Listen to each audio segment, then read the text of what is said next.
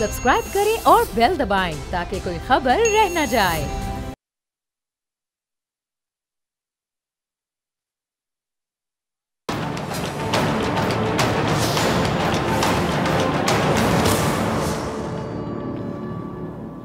बिस्मिल्लाहिर्रहमानिर्रहीम, अस्सलाम वालेकुम नाज़रीन। प्रोग्राम ऐसे नहीं चलेगा मैं हूं आपके साथ माहरुख शहरियार।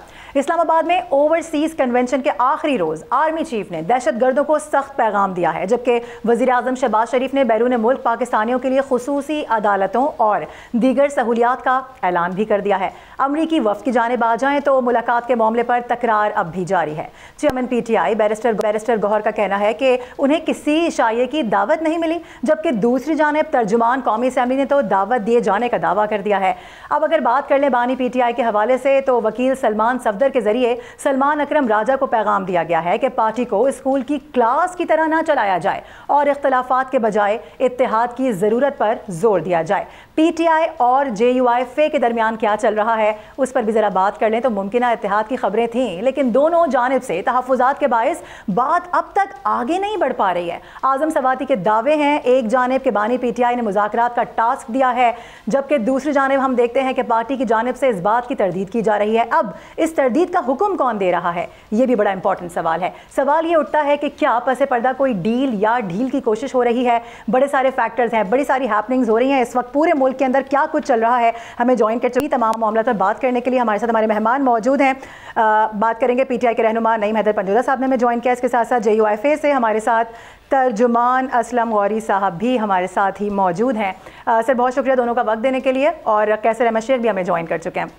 सबसे पहले नईम साहब, मैं आपकी जानिब आना चाहूँगी, क्योंकि इस वक्त हम देख रहे हैं कि पूरे मुल्क के अंदर जो फ़िज़ा है वो या तो हुकूमती इत्तेहाद के हवाले से बात हो रही है या फिर अपोजिशन इत्तेहाद के हवाले से। PTI के हवाले से कहा जा रहा है कि जी ये होता नज़र नहीं आ रहा, वो होता नज़र नहीं आ रहा। एक जानिब बानी PTI की बातें हैं, जबकि दूसरी जानिब जो पार्टी की लीडरशिप है उसके बयानात बिल्कुल मुख्तलिफ नज़र आते हैं। सबसे पहले बताइएगा कि इसकी वजह क्या है, ये मुखालिफत क्यों है, ये इस तरह का मामला क्यों नज़र आ रहा है। अवाम भी ज़ाहिर है थोड़े कन्फ्यूज़ हैं कि चल क्या रहा है। बहुत शुक्रिया, आपने मौका दिया जी। देखिए, पहली बात तो यह है कि खान साहब जेल में हैं, तो एक डेफिनेटली एक गैप है। मुलाकातें लिस्ट में नाम होने के बावजूद नहीं करवाई जाती। मेरा नाम था, सलमान अकरम राजा साहब का था, न्याज़ुल्लाह न्याज़ी साहब का था, और हमारे ज़हीर अब्बास वकील हैं उनका था। उसकी जगह रिप्लेस करके अपनी मर्ज़ी के नाम भेज दिए जाते हैं, तो ये एक गैप भी है। दूसरी बात यह है कि इमरान खान साहब के पीछे जो है वो तमाम लोग मुत्तहिद हैं।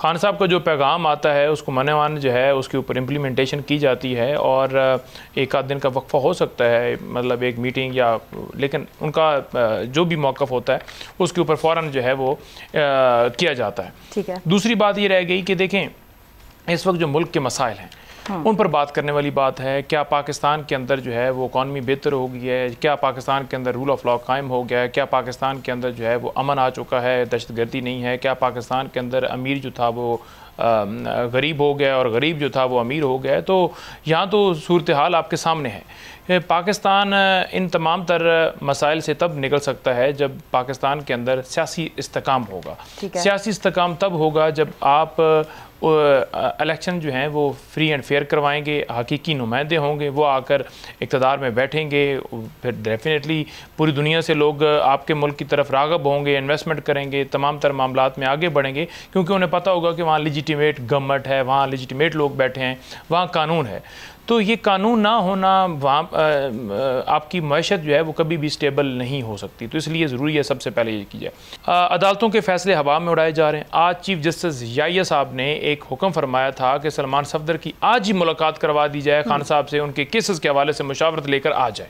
लेकिन वो घंटा वहाँ पर खड़े रहे, और प्रोसिक्यूटर ने बिल्कुल जो वहाँ पर अदालत के अंदर अदालत ने कहा था कि ये आपकी करवाएंगे, कोई उसके ऊपर नहीं किया, और जेल इंतज़ामिया ने इनकार कर दिया। उन्होंने कहा जी हम किसी चीफ़ को थोड़ी मानते हैं। यही है ना कि जब आप हुक्म नहीं मानते तो आप यही कह रहे होते हैं ना कि हम उसको नहीं मानते, उस ओहदे को एडमिट नहीं करते हैं, उसकी पावर को या उसके इख्तियार को, या जो आइन कानून कहता है हम उसको नहीं मानते। जी, सवाल मेरा यही है, ये सारी चीज़ें तो सबको नज़र आ रही हैं, हम सब भी देख रहे हैं जो भी मामला चल रहे हैं, ठीक है, लेकिन पार्टी के जो इख्तलाफात हैं, जो पार्टी के रहनुमाओं की जानिब से कभी कोई बयान देता है, कभी कोई रहनुमा कोई और बात करता है, तो इसका रीज़न क्या है और क्या ये ऐसे ही चलता रहेगा? अगर ऐसे ही चलता रहेगा तो जो आप लोगों का नैरेटिव है वो तो फिर खटाई में भरता हुआ नज़र आ रहा है।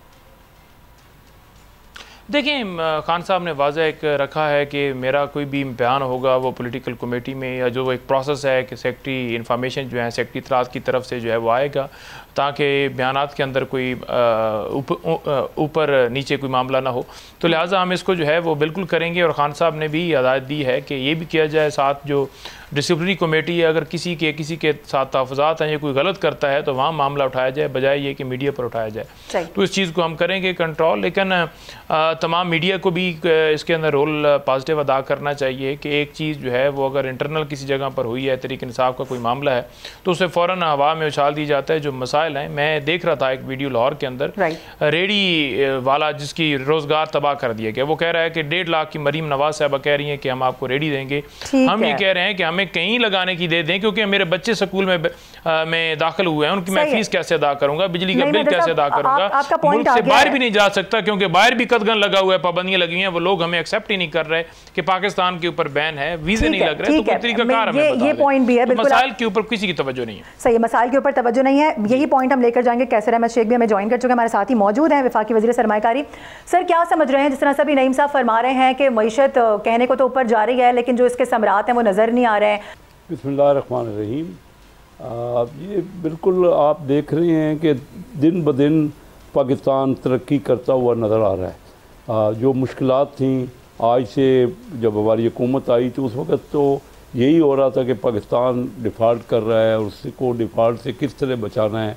और IMF से ये जो इख्तलाफ करके गए थे, जो पेट्रोलियम लेवी का IMF ने इन्होंने समझौता किया, उसको अप्लाई नहीं किया PTI ने। तो IMF तो बातचीत करने के वो उनका नहीं था, वो बात ही नहीं करते थे। तो प्राइम मिनिस्टर साहब ने ज़ाती दिलचस्पी लेके बड़ी मुश्किल से वो डिफ़ॉल्ट की सूरत हाल को बेहतर किया। अब ये देखिए कि इन्होंने कहा कि पाकिस्तानियों को कि आप रेमिटेंस अपने अजीज़ व अकारब को, अपने ख़ानदान को, वो पाकिस्तान को ना भेजें। वो सोचना चाहिए क्या बात कर रहे हैं। ये अच्छे लीडर हैं जिनको यही पता नहीं है कि इस तरह लोग अपने क्या इनके लिए इनके कहने के ऊपर अजीज़ व अकारब को रेमिटेंस नहीं भेजेंगे। वो पाकिस्तान का मार्च में रिकॉर्ड हो गया किसी महीने का।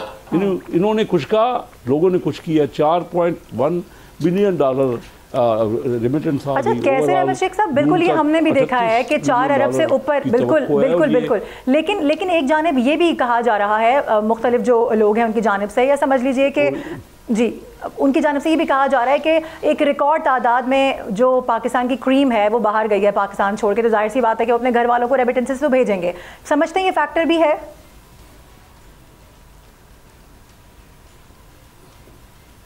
तो ये अच्छी बात है, अगर गई भी है तो इन्होंने तो ये सोच समझ के कहा था ना कि रेमिटेंस ना भेजें। हमारे ज़्यादा लोग हुनरमंद और लोग जितने पढ़ के, हमारी बहुत बड़ी आबादी है, 240 मिलियन 250 मिलियन लोग हैं। अगर बाहर गए हैं और वहाँ से ये रिकॉर्ड तस्वर कोई नहीं कर सकता था, सोच भी नहीं सकता था। अगर इस तरह हमारी रेमिटेंस रही तो देखिए हमें तो कोई IMF की और किसी किस्म की कोई ज़रूरत नहीं है। तो उसके अलावा मैं बता रहा हूँ ना, जो ये रेमिटेंस आई वो एक आम घरानों की है। अगर ये खुद ये जैसे ये कह रहे हैं, कोई वो अमीरों की तो नहीं है रेमिटेंस, ज़्यादातर तो वो आम घरानों की है। तो उनका स्टैंडर्ड ऑफ लिविंग, उनका मेयारी ज़िंदगी बेहतर होगा इससे कि नहीं होगा? जब उनके जो लोग गए हैं उनके और वो अपने ख़ानदानों को भेज रहे हैं, पाकिस्तान तो इनरिच होगा ही, इससे फ़ायदा लेगा। और फिर आप देख रहे हैं ओवरसीज़ पाकिस्तानी बड़ी भारी मकदार में, बहुत तादाद में वो आए हुए हैं। इससे पहले आपने मिनरल्स की कॉन्फ्रेंस देखी, उसमें दुनिया के बड़े बड़े बैरक गोल्ड जैसे खुद वो यहाँ पे वो तशरीफ़ लाए, उनके CEO, और उन्होंने कहा कि हम पाकिस्तान की फेडरल गवर्नमेंट और बलूचिस्तान गवर्नमेंट के साथ मिल के ये मुआहदा करेंगे। अब अंदाज़ा कीजिए कि पहले इस किस्म का कभी इतना बड़ा $3 बिलियन की इन्वेस्टमेंट है जिस पे उन्होंने बड़ी सीरियसनेस का इजहार किया है। अब उसके ये देखिए कि मैं बोर्ड ऑफ इन्वेस्टमेंट का फेडरल मिनिस्टर हूँ। बड़ी तादाद में बाहर से, कल मुझे कैनेडियन मिलने आए उनके डिप्टी एम्बेसडर, और वो उन्होंने इजहार किया कि हम पाकिस्तान में बहुत बड़ी सरमायाकारी करना चाह रहे हैं। इसी तरह जर्मनी से आ रहे हैं। जो ये आपने देखा पिछले दिनों मक्स लाइन जो दुनिया की सबसे बड़ी शिपिंग कंपनी है, उनके आए जो उनके सरबराह जो है वो प्राइम मिनिस्टर साहब से उन्होंने मुलाकात की। तो पाकिस्तान का परसेप्शन बेहतर हो रहा है। हालात थे तो जैसे आप देख रहे हैं। ठीक है सर, आपका पॉइंट आ गया। असलम साहब, मैं आपसे जानना चाह रही हूँ, चूँकि जाहिर है अब हम देख रहे थे कि ईद के बाद एक बड़े अलायंस की बात की जा रही थी, एक बात की जा रही थी कि अपोजिशन इत्तेहाद होगा जिसमें तमाम तर पार्टीज़ होंगी। जानना ये चाह रहे हैं कि PTI और JUIF के दरमियान जो मुमकिन इत्तेहाद है वो अभी तक होता नज़र नहीं आ रहा है। कुछ तहफ़्फ़ुज़ात हमने देखे हैं, मौलाना फजल रहमान साहब ने भी उन तहफ़्फ़ुज़ात का इजहार किया है। क्या समझ रहे हैं, क्या वजूहात हैं, आने वाले दिनों में दोनों पार्टियों को एक होता देखेंगे, एक पेज पर नजर आएंगे? देखिए, पहली बात मैं अर्ज़ ये करूँ कि इत्तेहाद तो इस मुल्क की ज़रूरत है। अपोजिशन का इत्तेहाद बहुत ज़रूरी है इस मुल्क के लिए। अगर अपोजिशन इत्तेहाद नहीं करेगी तो हुकूमत इस तरह के फैसले करेगी जो आइन के मावरा होंगी और आइन को पसे पुछ डाल देगी, क्योंकि उसे पता है मेरा रोकने वाला कोई नहीं है।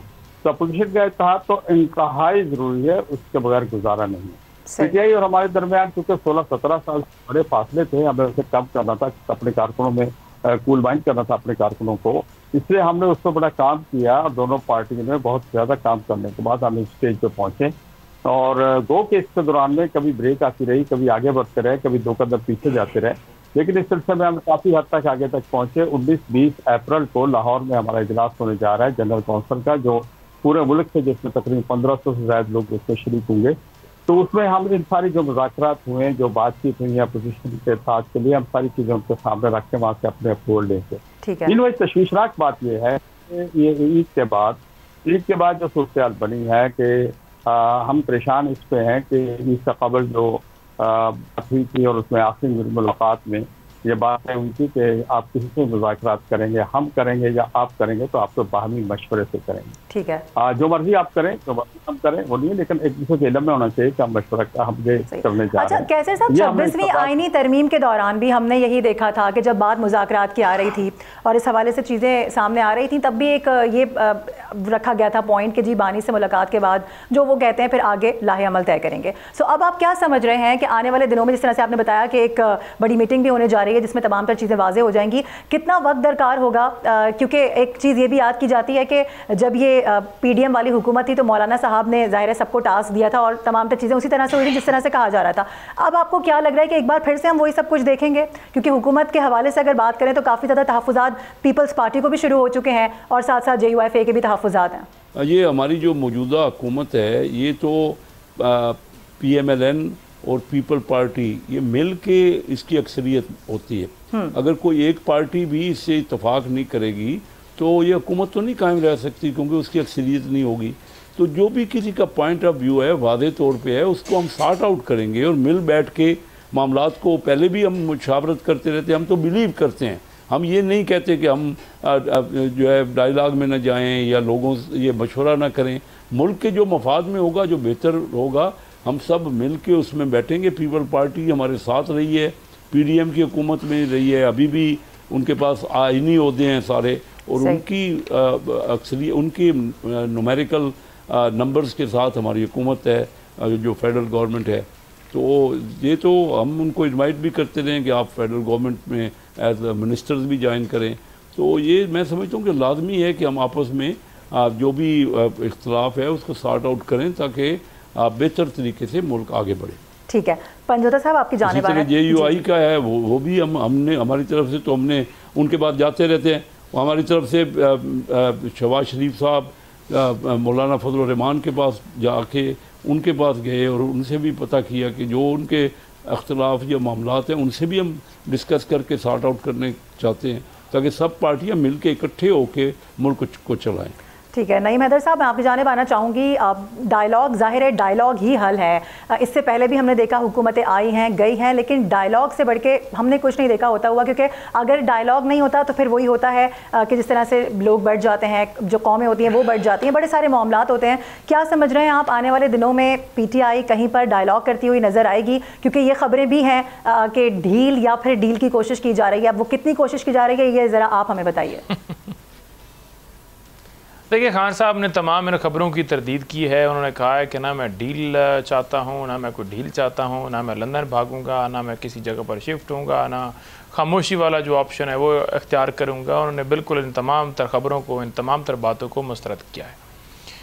लिहाजा मुल्क की मफादात के लिए पहले भी उन्होंने बात की, या अगर कहीं नेक्स्ट भी कहीं पर बात हुई तो डेफिनेटली सिर्फ और सिर्फ मुल्क की मफादात, जिसमें रूल ऑफ लॉ हो, फ्री एंड फेयर इलेक्शंस हों, जो पीका लॉ लेकर आए उसके खिलाफ हैं, ताकि ये जो साफ़ियों की आवाज़ बंद करने का अमल स्टार्ट किया गया है, लोगों की आवाज़ बंद करने का, या 26वीं तरमीम की गई है जिसके मुताबिक अदलिया आपने देखा पंजोता साहब, पीका जो आप बात कर रहे हैं, पीका एक्ट तो आपके दौर में भी लाया जा रहा था, उस वक्त भी साफियों ने भरपूर एहतजाज किया था इसके ऊपर, तब नहीं आया ना, अगर लाया जा रहा था तो नहीं आया। देखें लेकिन नहीं, देखें आप ये देखें कि क्या आया था या नहीं आया था, कोशिश छोड़ दें किसकी तरफ से थी, कौन लेकर आना चाहता था, कौन ये इसके ऊपर कर रहा था, लेकिन नहीं आया। लेकिन अगर आप इसको मवाजना करें तो आप उनके इक़्तिदार को देख लीजिए, खान साहब के 3.5 साल को देख लीजिए, अब के देख लीजिए कि अब क्या हो रहा है, उस वक्त क्या था। एक मुझे वाक़या दिखा दे जहाँ पर चादर चार दीवारी का तकद्दस पामाल करके बग़ैर किसी वजह के आप किसी के घर में घुसते हैं, उसके बहनों को उठाते हैं, भाइयों को उठाते हैं। यानी करप्शन के केसेस छोड़ दें कि वो किसी के पास वारंट है और करप्शन का कोई केस है, उसने फिर अपार्टमेंट की रसीदें नहीं दी हैं तो उसके घर में उसको गिरफ्तार करने के लिए, उसके लिए छोड़ दें कि आप एहतजाज ना करें, आप क्यों निकल रहे हैं, आप क्यों रूल ऑफ लॉ के लिए आवाज़ बुलंद करें, या आपका भाई अगवा हुआ है तो आप इसको क्यों उठा रहे हैं मीडिया के ऊपर। मतलब इस तरह की चीज़ें हैं ना, आपके सामने सारी चीज़ें हैं। मेरे घर में पता नहीं कितनी दफ़ा गए, कितने मुकदमात मेरे ऊपर दर्ज हैं, दहशतगर्दी, इक़दाम कत्ल, डकैती, पता नहीं क्या क्या। भारत ये एक लंबी बहस है जो आप हर रोज़ देख भी रहे होते हैं और सारी चीज़ों से हम दो चार हैं। लेकिन इन्होंने बात की कि मुल्क के अंदर बड़ी सरमायाकारी आ गई है, या बड़ा फ़लाना बंदा जो है वो कह रहा है कि हम सरमायाकारी लेकर आना चाहते हैं। और तमाम जो टेन्योर इनका गुजरा है 8 फरवरी इलेक्शन से लेकर आज तक, या PDM की जो हुकूमत थी वो भी इनकी थी। 1 रुपए की इन्वेस्टमेंट मुझे कैसर साहब दिखा दें तो मैं कहूँगा जी कैसर साहब बिल्कुल दुरुस्त फरमा रहे हैं, हम गलत हैं। 1 रुपए की इन्वेस्टमेंट नहीं भाई। आप किसी बेलारूस के सदर के साथ तस्वीर खींच लें, या आप हाथों के साथ उनको जो है वो प्रेसिडेंट साहब को कर लें जनाब, हाथ मिला लें, और उधर आपके बयानात भी लोग चला दें कि जनाब आप तो बड़े सही है। पंजोता साहब, यानी आप ये कह रहे हैं कि 1 रुपए की इन्वेस्टमेंट भी अगर हुई हो तो वो आपको दिखाई जाए। आप कैसे साहब से सवाल कर रहे हैं। यहाँ वक्त ब्रेक का, बिल्कुल हम ब्रेक से वापस आएंगे जी। मैं ब्रेक के बाद आपका पॉइंट ऑफ व्यू दोबारा लेती हूँ, ब्रेक के बाद वापस आएंगे। तमाम मेहमान हमारे साथ ही मौजूद हैं, स्टे विद अस।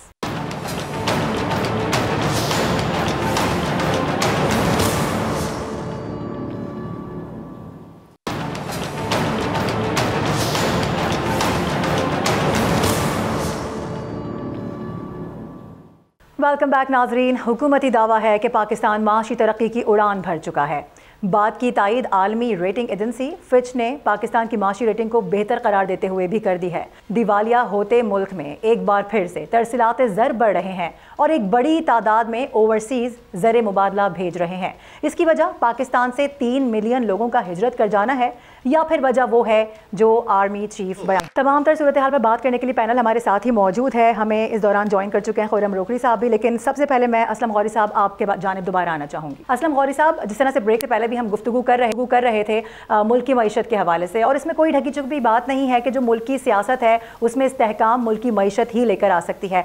अब जो दौर इस वक्त पाकिस्तान का चल पड़ा है, 2025 को पाकिस्तान की तरक्की और खुशहाली का साल करार दिया जा रहा है, मजीद खुशखबरियाँ आने की नवीद सुनाई दी जा रही है। क्या समझ रहे हैं कि आने वाला वक्त, ये जो अभी मौजूदा चल रहा है दौर, इसमें क्या कुछ होने जा रहा है? फिर आगे बजट भी आने जा रहा है, अवाम बड़ी उम्मीदें लगाकर बैठे हुए हैं। एक बार फिर समझते हैं कि कुछ रिलीफ मिलेगा अवाम को? अच्छा वक्त आ गया है? देखिए, आवाम के लिए तो अच्छा वक्त कभी भी नहीं आया, और मुस्लिम लीग ने हुकूमत जो 3 साल में की है, अभी बात हो रही थी 3 साल की मैं हुकूमत कहूँगा, PDM से लेकर अब तक की 3 साल की हुकूमत में मुस्लिम लीग कौम को बताई कि उन्होंने बाहर से कितने अरब डॉलर का उनसे वादा हुआ है। पाकिस्तान में मेरे मिनिस्टर साहब बैठे हुए हैं सरमायाकारी का, और उसमें से कितने सरमायाकारी पाकिस्तान में हुई है, और उसको वादे लाने के लिए हमने कितना उस पर खर्चा किया है। तो ये चीज़ें हमें नहीं बताई जाती, कौम को ये चीज़ों से दूर रखा जाता है। हमें तो ये बस दिखाया जाता है कि वो बहुत कुछ हो रहा है, होने जा रहा है। 7 रुपए का बिजली का जो कम करने की कोशिश कर रहे हैं या कह रहे हैं, और तो हमारे कान पक गए उसको सुन सुन के। दूसरी तरफ दुनिया में सबसे कम तरीन रेट पे इस वक्त ऑयल की कीमतें आ गई हैं, लेकिन हुकूमत उसको एक नया टोपी ड्रामा दे रही है कि हम इसको फ्ला मोटरवे शुरू करें। क्या ये मोटरवे PDM की हुकूमत में इसका इफ्तिताह नहीं हुआ था सखर में? ये फिर उस वक्त से काम क्यों नहीं हुआ? क्या ये जो चमन से इस मोटरवे का इफ्तिताह हुआ था, जिसको आज कह रहे हैं कि ये खुशदार तक है, जब पहले इफ्तिताह नहीं हुआ था? ये क्या कहना चाह रहे हैं? हम इस समझ से बाहर है। इसलिए हमारा खून निचोड़ना है मेरे घर में आज आटा नहीं है, मेरे घर में आज घी नहीं है, मेरे घर में आज शक्कर नहीं है, मेरे घर में आज मेरे बच्चों की फीस नहीं है, मेरे घर में दूध नहीं आ रहा है, महंगाई ने मेरी मत मारी है, आप मुझे मोटरवे से क्या कर रहे हैं आप? अब मेरा खून निचोड़कर मोटरवे ना बनाए। अगर आपके पास सरमायाकारी आ रही है, बाहर से पैसा आपके पास आ रहा है, तो आप मोटरवे बनाए, खुशी से बनाए। लेकिन ये इस तरह कहना कि मेरा खून निचोड़ के, कौम का खून निचोड़ के, आवाम का खून निचोड़ के हम वो बना देंगे, तो मैं समझता इससे बड़ा टोपी ड्रामा नहीं है। हमें अंधेरे में रख के ना मारा जाए, हमें कौम को बताया जाए कि हमारी ये मुश्किलात है, आप हमारे साथ ताउन करें। वज़ीर आज़म कौम के साथ हक़ाइक़ बताएं, कौम से खिताब करें, उससे बताएं। मैं समझता हूँ इस बात की नहीं होनी चाहिए, कौम को हक़ाइक़ बताया जाए। कभी कहते हैं हम आप 18वीं तरमीम की खिलाफ वर्जी पे बात शुरू हो गई है। अजीब सूरत हाल है इस मुल्क को, लोगों को टोपी ड्रामे पे लगाया हुआ है, किसी को कुछ कहते हैं, किसी कुछ कहते हैं। सिंध में पानी का मसला खड़ा किया हुआ है, बलूचिस्तान में हकूक का मसला खड़ा किया हुआ, KPK में अपना खारिज का मसला खड़ा हुआ, किसने किया हुआ है? हुकूमत है ना। ये आवाम को इधर उलझा के आप करना क्या चाहते हैं? आप आवाम की तरफ आए, आवाम को देखें, आवाम किस मुश्किल में है, हमारी बात सुनें। सही, ठीक है। खुर्रम साहब, आपसे जानना चाहूंगी, जो पॉइंट्स अभी रखे हैं ज़ाहिर है वैलिड हैं, सबको नज़र भी आ रहा है, बलूचिस्तान के हालात हैं, KP के हालात हैं, इसके साथ साथ अगर देखा जाए तो सिंध में एक नया तनाज़ा कैनाल का खड़ा हो चुका है। So what do you think कि आगे होने क्या जा रहा है? तमाम तर मामलात हैं, उस पर फिर एक जानिब हुकूमत की जानिब से मईशत की तरक्की के हवाले से भी बार बार बयान सामने आ रहा है। आज आर्मी चीफ की जानिब से भी जो गुफ्तगू सामने आई है उसमें भी बड़ा वाज़ेह है कि अगर ब्रेन ड्रेन है तो इसको ब्रेन ड्रेन ना कहा जाए, ये ब्रेन गेन है। उन्होंने बार बार कहा कि इट्स अ ब्रेन गेन। आप लोग मेरे सामने बैठे हुए हैं, कौन कह सकता है कि आप लोग ब्रेन ड्रेन है? आप लोग सरमायाकार हैं, इन्वेस्टर्स हैं, हमारे मुल्क का जो मुस्तकबिल है उसकी रोशन मिसाल है। तो किस तरह से देख रहे हैं तमाम तर चीज़ों को? आने वाले वक्त में क्या लग रहा है, सियासत किस करवट बैठती नजर आ रही है? देखिए, सबसे अहम चीज ये है कि आपने अभी मैंने गुफ्तगू सुनी, इन्होंने कहा कि डॉलर का क्या हो गया। सबसे तारीखी रेमिटेंसेस आपके पास इस माह की हैं और पाकिस्तान में सबसे ज्यादा पैसा आया। क्वेश्चन जो असल है वो ये है कि हमारी मुआशी तरक्की कैसे होगी। हम बहुत करोड़ों 25 करोड़ का मुल्क बन चुके हैं और हमारे पास जब तक सरमायाकारी नहीं होती, और 2018 के इलेक्शन से पहले भी जब हम सुन रहे थे तो उस वक्त भी यही था कि देखें, हम 2018 के बाद पाकिस्तान के अंदर सरमायाकारी लेके आएंगे। सारों को मालूम है, ज़बानी जमा खर्च को छोड़ दें, हमारी कैफियत है, हमें सरमायाकारी की जरूरत है। हमारी जो माइंस एंड मिनरल्स हैं उनका पाकिस्तान के अंदर से उनका एंड प्रोडक्ट का जाना तब जाके मुल्क को फायदा पहुंचता है। ये सारी चीजें सारों को क्लियर है। अब क्योंकि हम जैसे जैसे स्टेबिलिटी की तरफ जा रहे हैं और जैसे जैसे हम उन अहदाफ को हासिल करने के करीब जा रहे हैं, तो एंटायर स्टेट जो कुव्वतें हैं, जो बाहर के जो दुश्मन है हमारे, जो चाइना के साथ जो दुश्मन है, जो इसका CPEC को नहीं चलने देना चाह रही कुव्वतें, इंडिया जो है, रॉ जो है, उसकी मैक्सिमम इस वक्त कोशिश है कि किसी सूरत में पाकिस्तान डिस्टेबलाइज हो और आप अपने उन अहदाफ को हासिल ना कर सके। इस चीज का हर सेन आदमी को जो कैलकुलेशन दुरुस्त करे और जिसके पास तराजू हो, उसको मालूम है कि पाकिस्तान जो है वो बेहतरी की तरफ चल पड़ा है। अब इन चैलेंजेस को हम नहीं कबूल करना है, इन चैलेंजेस को हम नहीं अबूर करना है। अगर आप ये कहें कि BLA या दीगर जो बलूचिस्तान के अंदर छुपी हुई ये हैं जो टेररिस्ट ग्रुप्स हैं या चाहे KP में हैं, हम उनको फेस किए बगैर इन चैलेंजेस को कबूल कर सकते हैं, नॉट एट ऑल। आप बेहतर सिम पे चल पड़े हैं। एक जाने तो ये मामलात हैं, दूसरी जाने अगर हम बात करें तो एस्टैब्लिशमेंट और तहरीक इंसाफ के जो मुज़ाकरात हैं वो एक मौमा बन गया। अच्छा, मैं आपसे सवाल करना चाहूँगी, मैं जब आपसे कोई सवाल करती हूँ आप मुस्कुरा देते हैं, आप हंस देते हैं, क्या वजह है इसकी? क्या मैं मुस्कुरा इसलिए रहा हूँ कि वो पंजाबी दे विच कहावत है ना कि रेणियां दी राख जिहड़ा ना भगियाड़ बहा दो तो फिर रेणियां दी खैर ही होवे। बात यह है कि पाकिस्तान के अंदर जो इस वक्त सेटअप बैठा हुआ है, जो एक धांधली के ज़रिए बनाया गया, क्या वो पाकिस्तान के अंदर रूल ऑफ लॉ लेकर आएंगे, मईशत ठीक करेंगे, जिनकी बुनियाद ही धांधली के ऊपर है? तो ऐसे सेटअप के ज़रिए आप क्या उम्मीद रखते हैं? उनके पास क्या अख्तियार है? क्या आवाम ने उनको मुंतखब किया है कि आप पाकिस्तान की तकदीर के फ़ैसले कीजिए, आप मईशत के हवाले से डिसीजन लीजिए? उनको इख्तियार ही नहीं है। तो सबसे पहले रोकड़ी साहब को मैं ये कहूँगा कि पाकिस्तान के अंदर अगर आप चाहते हैं कि मईशत ठीक हो तो फ्री एंड फेयर इलेक्शंस करवाएं, रूल ऑफ लॉ कायम करें, चोरों से कब्जे को छुड़वाएं और पाकिस्तान एक स्मूथ रास्ते पे तभी चल पाएगा, तभी आपके मुल्क के अंदर इन्वेस्टमेंट हो पाएगी। अब जो लीवी के नाम के ऊपर इन्होंने कहा जी कि हमने जो है वो टैक्स लगाया है और मोटरवेज बनानी है और फलां करना है। इंटरनेशनल मार्केट के अंदर पेट्रोल की कीमत देखें, तेलों की कीमतें देखें, आपको नज़र आ जाएगा कि IMF की खुशामदी करते हुए 18 रुपये एक महीने के अंदर इन्होंने टैक्स की मद के अंदर, लीवी की मद के अंदर लगा दिया है। आप हकीकी नुमाइंदों को नहीं लाएंगे। आप बलूचिस्तान के अंदर आप देखें दहशतगर्दी जो बढ़ रही है, वहाँ पर आप कंट्रोल उसी सूरत ला सकते हैं, वहाँ पर हकीकी नुमाइंदे बिठाएं जो वहाँ पर पॉलिसी वाजे करें। वो माइंस एंड मिनरल का बिल लेकर गए हैं बलूचिस्तान असम्बली के अंदर। मेरे एक दोस्त कल प्रोग्राम के अंदर फरमा रहे थे कि वहाँ पर जो है, मैंने एक नुमाइंदे से बात की तो उन्होंने कहा कि हमारे सामने तनख्वाहों के अंदर इजाफे का बिल लेकर पेश किया गया कि हम तनख्वाहें आपकी बढ़ा रहे हैं, लेकिन बाद में पता चला कि माइंस एंड मिनरल वाला बिल है। वो ये नहीं था, तो नहीं मुल्क चलते आपके। नहीं था, वो ये कहा गया कि हमें ये कहा गया है कि तनख्वाहों में इजाफे का बिल है, ये सामने रखा हुआ है, लेकिन उन्होंने कहा तो वो पढ़ लेते ना, उसको पढ़ लेते पहले कि वो असल है क्या। ऐसा तो नहीं हो सकता ना कि किसी डॉक्यूमेंट पर किसी और चीज के हवाले से। ये तो एहलियत नहीं है ना हमारे अंदर। ये जितने बिल पेश करते हैं, ये जितने बिल पेश करते हैं, क्या ये खुद पेश करने वाला भी पढ़ के आता है? ये तो इनके अंदर एहलियत नहीं है ना। वो तो इसी वजह से जो है वहाँ पर जो है उन्होंने पास कर दिया। वहाँ पढ़ते, क्योंकि उनको ये होता है कि ठीक है आ गया जी, और पीछे से हमारा स्पीकर भी और फलाना बंद 2-4 बंदे मैनेज किए जो आकर प्रेजेंट कर देते हैं कि ठीक है जी आप इसको जाने दीजिए। तो इस तरह तो नहीं पाकिस्तान। लेकिन जिन्होंने ये साजिश की है, क्या उनसे कोई पूछेगा? चलो उन्होंने तो नहीं पढ़ा, उनकी तो नाअहलियत है, लेकिन जो धोखे में जिन्होंने पास करवाया और जो एक पाकिस्तान के जो मादनियात हैं उनके हवाले से फैसला कर रहे हैं, ठीक है जी, तो क्या वो अवाम के मफाद के अंदर था? और अगर अवाम के मफाद के अंदर था तो इतनी जल्दी क्या थी? फिर अवाम के सामने रखते कि भाई ये है, इस तरह से ये मादनियात जो हैं वो फलाने मुल्क को जा रहे हैं। हम इस बिल्कुल हमारा मौक़िफ़ क्लियर आ गया है। केपी के अंदर जो है हमने कहा है कि हम पूरी मुशावरत करेंगे और हम मुल्क की इंटरेस्ट के अंदर कोई भी चीज़ होगी केपी में भी इस मामले पर काफ़ी ज़्यादा तहफ़्फ़ुज़ात हैं। कोई मतलब वही वाली बात है, आपकी पार्टी में कुछ लोग इसके फेवर में, कुछ लोग अगेंस्ट हैं। यही तो मैं आपसे सवाल का जवाब देना चाहती थी, लेकिन वो आपने नहीं दिया। फिर वक्त साथ ही रहिएगा, मैं कैसर साहब से इनका पॉइंट ऑफ व्यू लेना चाहूँगी। आपसे थोड़ी देर पहले कैसर साहब, नईम हैदर साहब कह रहे थे कि जो इन्वेस्टमेंट है, जो बड़े बड़े दावे हैं, जाके तस्वीर खिंचवा लेना, ये सिर्फ डॉक्यूमेंटेड होती हैं या सिर्फ सोशल मीडिया या मीडिया की हद तक होती हैं। वो ये कह रहे हैं कि बिल्कुल भी इन्वेस्टमेंट नहीं आ रही है। इनको क्या कहा जाए, ये फिंच जो दुनिया की एक बेहतरीन रेटिंग कंपनी है, फिंच, कल ही उसने पाकिस्तान की रेटिंग को पॉजिटिव इम्प्रूव कर दिया और वो उन्होंने कहा कि आगे उसका पॉजिटिव है रुझान।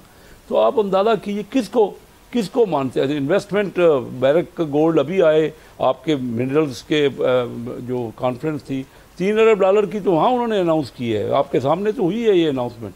तो किस इन्वेस्टमेंट की आप बात करते हैं?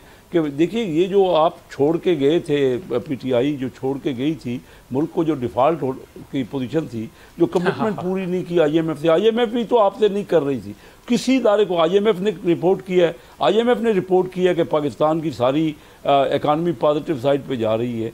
और हमारे यहाँ देखिए हर चीज़ तो महंगाई 32% से ज़ीरो हो गया है आज इन्फ्लेशन। किसी को तो माने, अगर ये इकोनॉमिक के कोई समझने वाले हैं तो ये मान लेना कि 32% थी महंगाई, इन्फ्लेशन, 60 साल बाद ज़ीरो पे आई है। ठीक है महंगाई है, मैं महंगाई का इनकार नहीं करता, लेकिन उसकी बढ़ोतरी जो है, जो इन्फ्लेशन रेट है, वो ज़ीरो हो गया है। और this is the first time in last 6 decades. अभी फिर रेमिटेंस का मैंने जिक्र किया, वो किन लोगों को आएगी? आम बंदों के लिए है ना रेमिटेंस। $4.1 बिलियन आपका भी दौर गुजरा है, हमारा भी दौर गुजरा है, तो कोशिश की है ना। तो उसमें और क्या होती है इन्वेस्टमेंट में और रेमिटेंस में? यही है ना कि बाहर से डॉलर आ रहे हैं। इन्वेस्टमेंट बिल्कुल यहाँ हम कोशिश पूरी कर रहे हैं और बहुत से MOU साइन हुए हैं। अब एक इन्वेस्टमेंट नहीं आती दुनिया में समझने वाला। जब कैसर साहब पंजोता साहब आपसे सवाल कर रहे हैं, वो पूछ रहे हैं कहाँ आई है? कह रहा हूँ कि मुआहदे हुए हैं ना भाई, अभी आएगी ना। जब मुआहदे हुए हैं अभी यही रास्ते में पहुंच गई। बैरक गोल्ड ने इनके सामने ये जो कॉन्फ्रेंस की है, $3 बिलियन तो अब आप किस तरह पहुंचेगी? ये पहले कोई मुआहदा अगर कारोबार को नवाज शरीफ, मरीम नवाज जरदारी साहब अपनी प्रॉपर्टियां बाहर लेकर बैठे हुए हैं और वो कहते हैं कि दुनिया इन्वेस्टमेंट पाकिस्तान के अंदर करे। पहले सबसे बात यह है कि आप अपनी दौलत पाकिस्तान के अंदर लेकर आए। पंजोता साहब, पहले आपके वक्त तो कोई नहीं हम बोल रहे, सुन तो लेना इतनी तो, आप तो बड़े अच्छे माशाल्लाह एडवोकेट और लॉयर हैं, आपको तो बड़े ठंडे दिल से सुनना चाहिए ना। आपने पॉइंट ऑफ व्यू अपना दिया। अब मेरा ये कहना है कि पाकिस्तान बड़ी तेज़ी से तरक्की कर रहा है और आप लोग कह रहे हैं कि लिमिटेड ना आए, आप ही लोग कह रहे थे कि टैक्स ना आए। अब मुझे बताइए, आप ही ने कहा कि IMF का आपके मिनिस्टर्स फ़ोन कर रहे थे, तो ये इन हालात में जब आप कन्फ्यूज़न ही फैलाता रहेंगे, देखिए मिलजुल के काम होगा, चाहे किसी की हुकूमत हो। मौलवी साहब, मैं आपसे ये जानना चाह रही हूँ कि आगे आने वाले दिनों में जिस तरह से आपने बताया इस इत्तेहाद के हवाले से, अगर तो अपोजिशन का ये इत्तेहाद हो जाता है तो क्या समझ रहे हैं हुकूमत के लिए कितना बड़ा खतरा है? देखिए, ये तो आप सहाफ़ी है, आपसे बेहतर कोई नहीं जानता, और उसके बगैर अगर हमारा इत्तेहाद अभी तक है भी नहीं है तो फिर भी आप समझ लीजिए कि हुकूमत कितनी बौखलाई हुई है और कितनी उसकी पोजीशन डामाडोल है। और जैसे पंजोता साहब ने कहा यह हाइब्रिड निज़ाम कर रहा है, यह अवामी हुकूमत नहीं है, ये किसी और को जवाब दें, किसी और ने इनको नामजद किया है। बलूचिस्तान में इतने बड़े बड़े वाक़यात हो रहे हैं, कहीं भी आपको कोई मिनिस्टर, कोई उस हल्के से जीत रहे हैं लोग कभी अवाम में जाते हुए नजर आ रहे हैं? वो अवाम के अंदर जा रहे हैं? उनकी हिम्मत नहीं अवाम के अंदर चल जाए। और जहाँ तक मेरे भाई ने कहा राह तो हम तो मेरा ख्याल 60-70 सालों से सुन रहे राह, कभी कहते हैं सिंध में राह आ गई है, कभी हम कहते हैं बलूचिस्तान में आ गई है।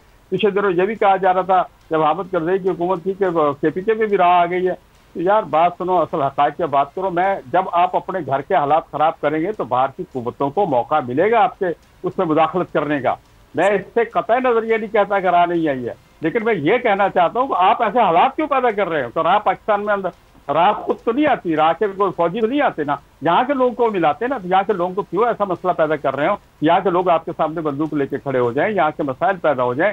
अभी आप एक तरफ तो देखें, एक तरफ तो बलूचिस्तान में ये आग लगी हुई है, दूसरी तरफ आपने कल जल्दी पे तेल छिड़का है और ये जनाब जो मिनरल वाला बिल पास किया है, ये तो बिल्कुल सीधी सादी बात है ना जी।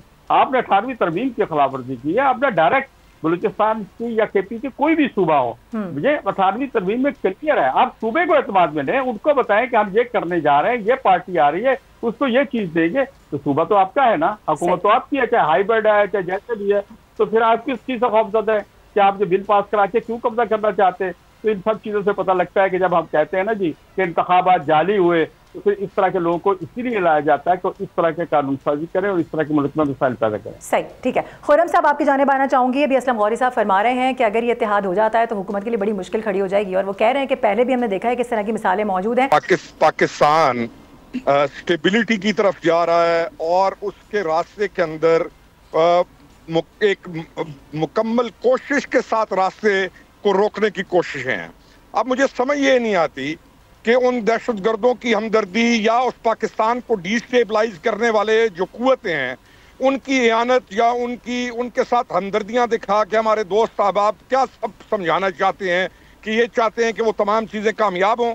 लेकिन इन्होंने एक फिजा कायम की कि जिसमें इन्होंने इस पॉलिटिक्स को पोल्यूट करके रख दिया है।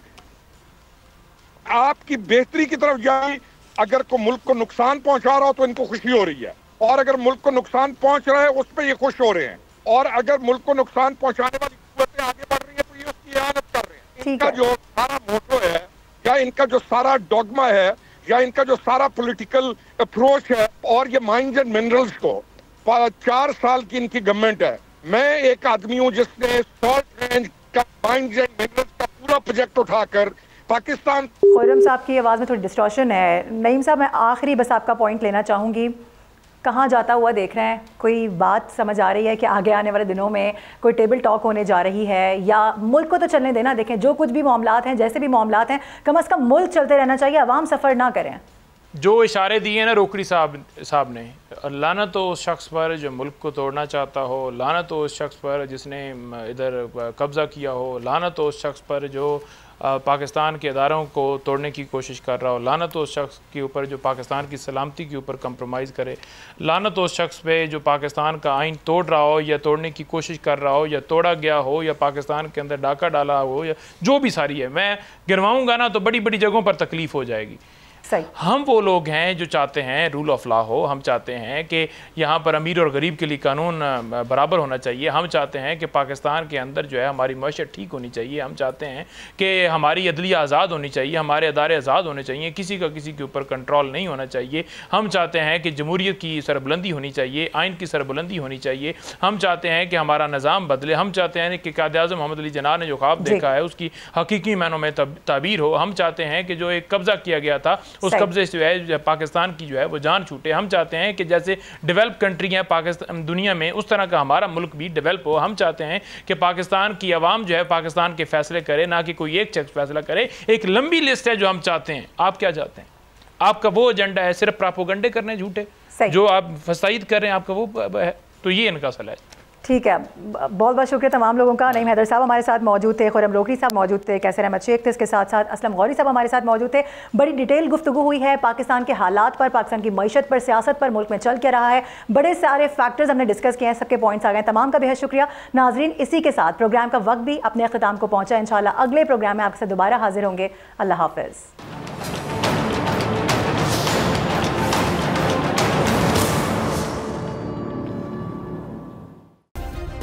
सब्सक्राइब करें और बेल दबाएं ताकि कोई खबर रह न जाए।